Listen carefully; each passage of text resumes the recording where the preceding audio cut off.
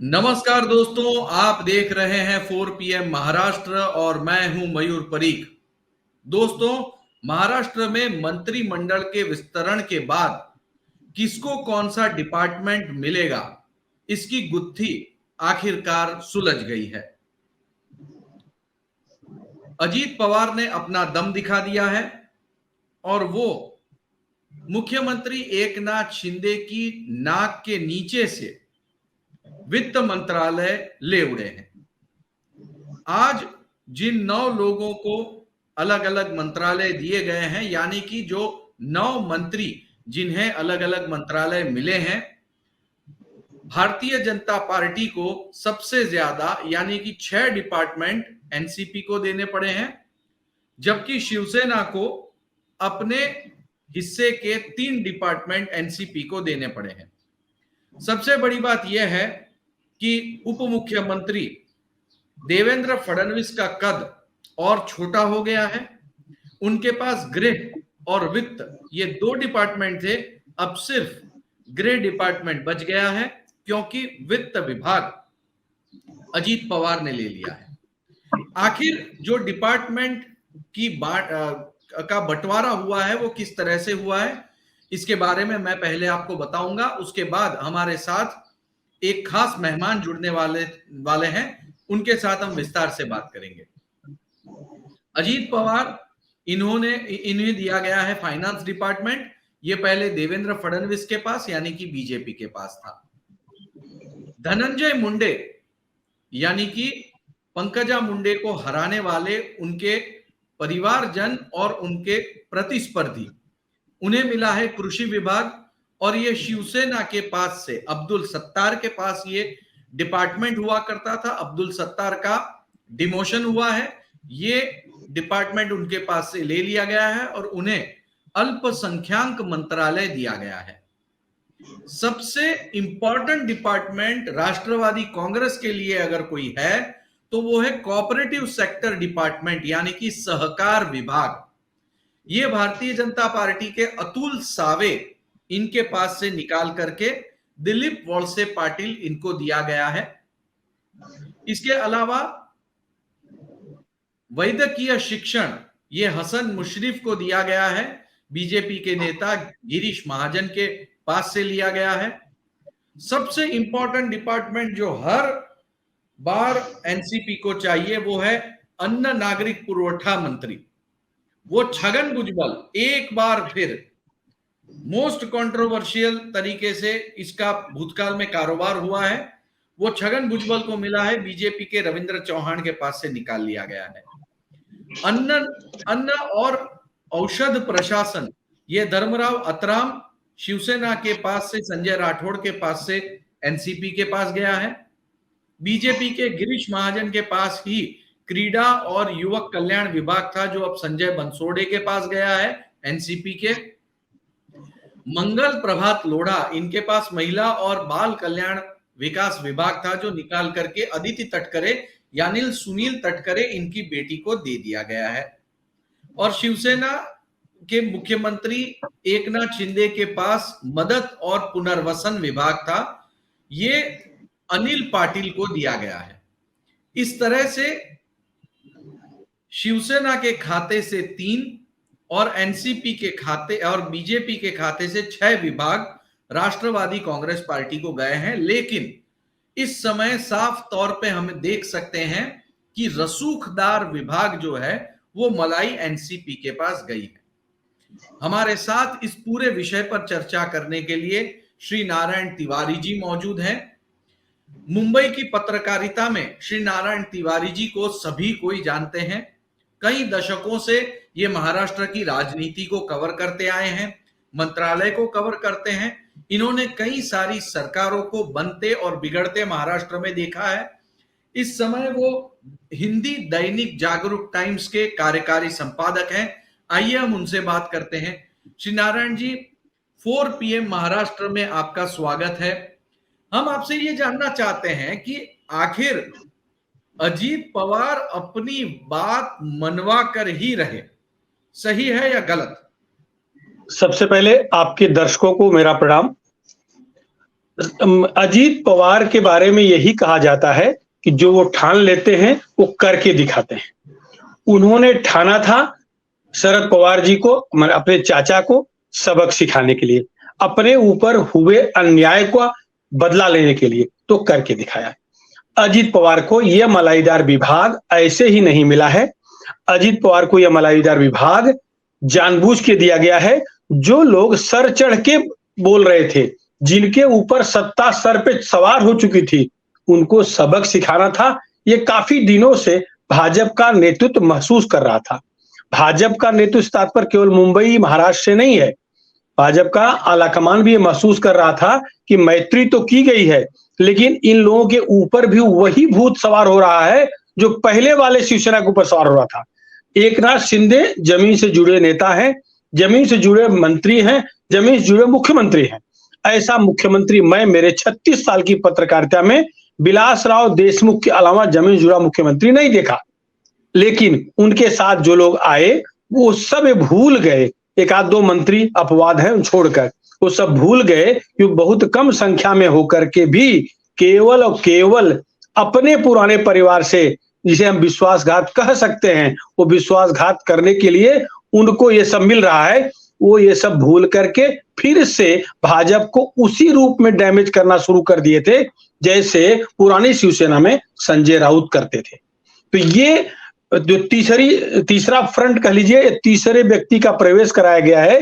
ये कूटनीति के तहत कराया गया है। देवेंद्र फडणवीस ने कल भिवंडी के भाषण में कहा भी था, कूटनीति से तात्पर्य यह है कि सब अपनी अपनी औकात में रहो, जिसकी जितनी क्षमता है उतनी ही सोचो, उतना ही बोलो। मेरा तात्पर्य सीधे सीधे एकनाथ शिंदे के आसपास के लोगों से है। एकनाथ शिंदे जैसा विनम्र, सहनशील, जमीन से जुड़ा मुख्यमंत्री केवल और केवल अगर थे महाराष्ट्र में, जिन्हें मैंने देखा है, वो विलासराव देशमुख थे। तो वित्त मंत्रालय रणनीति के तहत, कूटनीति के तहत अजीत पवार को मिला है। अजीत पवार ने लिया है, छीना है, प्राप्त किया है, दिया गया है। श्रीनारायण जी, ये वही वित्त विभाग है जिसकी प्रेस कॉन्फ्रेंस में एकनाथ शिंदे ने जिक्र किया था और कहा था कि वित्त विभाग ये अजीत पवार के पास होने की वजह से हमारे काम नहीं हो रहे हैं। यही वो अजीत पवार है जो शिवसेना को खत्म करने पे तुला है। और बीजेपी ने वही वित्त विभाग एक बार फिर अजीत पवार को दे दिया। क्या वो अजीत पवार के माध्यम से शिवसेना को, यानी कि जो एकनाथ शिंदे की शिवसेना है, उसे फिर एक बार कंट्रोल करना चाहते हैं? देखिए, आप तो समझ ही रहे हैं, कंट्रोल करने, कूटनीति जो देवेंद्र जी ने कल कहा वो यही है। हिंदी में कूट से कुटाई होता है, धान कूटने को कूट कहते हैं। तो कूटनीति हुई है। मैं जो कूट शब्द को जरा अधोरेखित कर रहा हूं, रेखांकित कर रहा हूं, वो इस रूप में कूटनीति हुई है कि जो लोग खूब उछल रहे थे वो कूटनीति के तहत कूट दिए गए हैं। अब वो संयम से रहें तो ठीक है, नहीं तो आपको पता ही है पिछला दरवाजा भले खुला दिख रहा होगा, लेकिन वो कितना सकरा हो गया है, कितना घातक हो गया है, वो सभी लोगों को समझ रहा है। अजीत पवार के लिए पिछला दरवाजा मुझे लग नहीं रहा है कि बंद है। बंद से तात्पर्य कहीं ये भी कोई गुगली तो नहीं है, यह भी शंका को निराधार नहीं कहा जा सकता। शरद पवार जी गुगली खेलने में माहिर हैं, कहीं ये कोई नई गुगली तो नहीं है। यह भी चर्चा राजनीतिक गलियारे में शुरू है, आप अवश्य सुने होंगे, हमारे पाठक वर्ग, हमारे दर्शकगण भी सुने होंगे, उन्हें भी यह आशंका बनी हुई होगी। लेकिन जब एनसीपी सत्ता में थी तब जो विभाग उन्हें चाहिए थे वो एनसीपी के इन्हीं नेताओं के पास थे। अब शरद पवार माइनस एनसीपी है, उसमें भी इन्हीं नेताओं के पास वही डिपार्टमेंट है। दो बात देखिए है कि एक नहीं, बहुत बहुत साफ है। मतलब ये तो सत्ता में ही रहे, आप एक बात समझिए, वही डिपार्टमेंट उन्हीं नेता के पास रहे, शिवसेना के साथ थे तब भी वो डिपार्टमेंट उनके पास, बीजेपी के साथ गए, एकनाथ शिंदे के साथ गए तब भी वो डिपार्टमेंट उन्हीं के पास। सवाल यहां पर श्री नारायण जी ये खड़ा होता है कि क्या ये विभाग एकनाथ शिंदे के नेताओं को देकर उसके माध्यम से शरद पवार की एनसीपी को काटा जाएगा, या फिर शरद पवार ने सोच समझकर इन्हें यहां पर रखा है, उनका कार्यक्रम यूं ही चलता रहेगा और सिर्फ बाहर दिखावा किया जाएगा? आपको क्या लगता है? देखिए, अभी भी मुझे या जितने भी हमारे राजनीतिक विश्लेषक मित्र हैं, सबको ये लग रहा है कि शरद पवार की गूगली काम कर रही है। शरद पवार जी की प्रधानमंत्री जी की दोस्ती, मित्रता, जिसे प्रधानमंत्री जी अपने शब्दों में गुरु कहे थे बारामती में जाकर के, वह सब सर्वविदित है, पब्लिक डोमेन में है। तो यह संभव है कि गूगली खेली गई है। अब ये तो सच है कि जेल का दरवाजा दिख रहा था, कुछ लोग जेल जाके आए हैं, कुछ जेल में हैं, कुछ जो जेल से बाहर निकलने के लिए तड़प रहे हैं। तो ये सब गूगली के कारण, एक छोटी सी गूगली के कारण बहुत सारा विकेट साथ में गिर गया। एक तो एकनाथ शिंदे के साथ अधिक उछल कूद कर रहे जो लोग आए हैं, उन पर भी अंकुश लग गया। देखिए, उनके चेहरे बदल गए हैं, हाव भाव बदल गए हैं, उनके बोलने के तरीके बदल गए हैं। और अजीत पवार के साथ जो लोग आए हैं, उसी तरह से संयमित, एकदम दंभ के साथ बोल रहे हैं। जैसे छगन भुजबल भी जेल से लौटे हैं। जेल का दरवाजा अस्थायी रूप से बंद नहीं है। आपकी जानकारी के लिए, जो कोर्ट मामला चला गया है, वो फाइल कुछ न बंद हुई है न कभी बंद हो सकती है। केवल और केवल गो स्लो हो सकती है। जांच की गति कम तीव्र की जा सकती है, लेकिन फाइल खत्म नहीं होती। कोई चार्जशीट डिलीट नहीं हो सकती। तो सबके दरवाजे धुंधले नेत्र से दिख रहे हैं सबको। जो जिन्होंने पाप किया उनको दिख रहा है। समय काटा जा सकता है, समय काट ले। हो सकता है कौन किसमें से कहां का चला जाए, सिधार जाए, पधार जाए, लेकिन तब तक तो गूगली काम कर जाएगी। जो साम्राज्य स्थापित हुआ है शरद पवार जी का, वह संरक्षित रह जाएगा, ऐसा मुझे भी लग रहा है। आखिरी सवाल मैं आपसे पूछूंगा, क्या आपको ये नहीं लगता कि इस पूरे गड़बड़ झाले से नाराज कुछ विधायक फिर एक बार उद्धव ठाकरे के पास लौट आए? वो तो विकल्प खुला ही है। सकरा दरवाजा है, मैंने क्या कहा, वही इसी दरवाजे को सकरा दरवाजा कहा। लौट गए तो भी भाजपा की सरकार नहीं गिर रही है। माने ये जो सरकार है, ये नहीं गिर रही है। अजीत पवार के साथ 40 विधायक आ चुके हैं, नहीं आए हैं तो आ जाएंगे, क्योंकि अब ये मलाईदार खाते इसीलिए दिए गए हैं ना, कि झुंझुना नहीं दिया गया है, उनको बड़ा सा बोझा दे दिया गया है खिलौने का, लो ढो खेलो। तो जो लोग बाहर बैठे हैं, उनको तो समझ में आएगा कि मेरा काम होगा। वित्त मंत्रालय अजीत पवार के पास चला गया है, तो कम से कम जो विधायक बाहर एनसीपी के हैं, वो तो सोचेंगे ना, साथ में हो जाऊंगा तो मेरा काम होगा। और मोदी जी हैं, अमित शाह हैं, एक एक कदम फूक फूक कर रखते हैं। अब तक हम लोग नकली चाणक्य को चाणक्य कहते थे, असली चाणक्य देवेंद्र फडणवीस है। ये हम सबने अपने इन्हीं आंखों से देखा। एक तलवार से 2 फाड़ करते इन्होंने देखा। हम लोगों ने शिवाजी महाराज और राणा प्रताप के बारे में हम लोग पढ़े थे, यहाँ तो आंख के सामने देखे हैं। एक वार किया है, 2 फाट हो गया है। तो ये असली चाणक्य है। तो ये जो चल रहा है, चाणक्य नीति के तहत चल रहा है, दूरगामी परिणाम को साथ देखते हुए चल रहा है। देवेंद्र ने कहा था ना कि शिवसेना से हमारी इमोशनल दोस्ती है, लेकिन इनसे पॉलिटिकल दोस्ती है, और 10 साल में इमोशनल हो जाएगी। तो संकेत समझ रहे हैं ना? संकेत वही है कि अब इनके पास और कोई विकल्प नहीं है। ये हमारे इमोशनल साथी बनेंगे। अगर शिवसेना से कुछ लोग लौटेंगे, जैसा कि आपने सवाल किया, तो लौट के जाएंगे तो क्या होगा? कभी उन्हीं के पास थे, क्या उद्धव जी के सारे कार्यकर्ता उन्हें उसी रूप में स्वीकार कर लेंगे? मुझे नहीं लगता कर पाएंगे, क्योंकि जिसे उद्धव जी कहते हैं, उद्धव जी कहे ना कहे, संजय राउत रोज हाँकते रहते हैं कि गद्दार गद्दार खोखे। तो क्या वो खोखे और गद्दार का शब्द मिट जाएगा? नहीं मिटेगा। तो वो जाकर के भी क्या हासिल करेंगे? कुछ नहीं हासिल कर पाएंगे। इसलिए लौटना मुश्किल है। लौटेंगे भी तो वही जो कहते हैं कांग्रेस वाले, ईडी इंक्वायरी शुरू, दरवाजा दिखेगा जेल का, तो वो तो भय बना ही रहेगा। ये सच है। संजय राउत को लोग हल्के में लेते हैं, लेकिन संजय राउत ने एक बहुत बड़ी बात कहा है कि अगला माने मुख्यमंत्री भी बदलेगा। मुख्यमंत्री अजीत पवार तो कतई नहीं बनाएगी बीजेपी। हो गया, नीतीश कुमार को देख लिए, मुफ्ती महबूबा को देख लिए, और इसके बाद यहां भी देख लिए हैं। तो अगला मुख्यमंत्री तो भाजपा का होगा।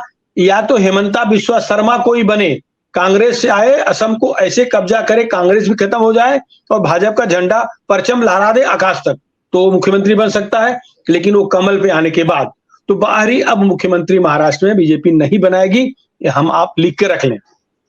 बगैर मुख्यमंत्री, ये जो तलवार की बात कर रहे हैं, तलवार का नाम ईडी है, सीबीआई है, एक झटका दो फाड़।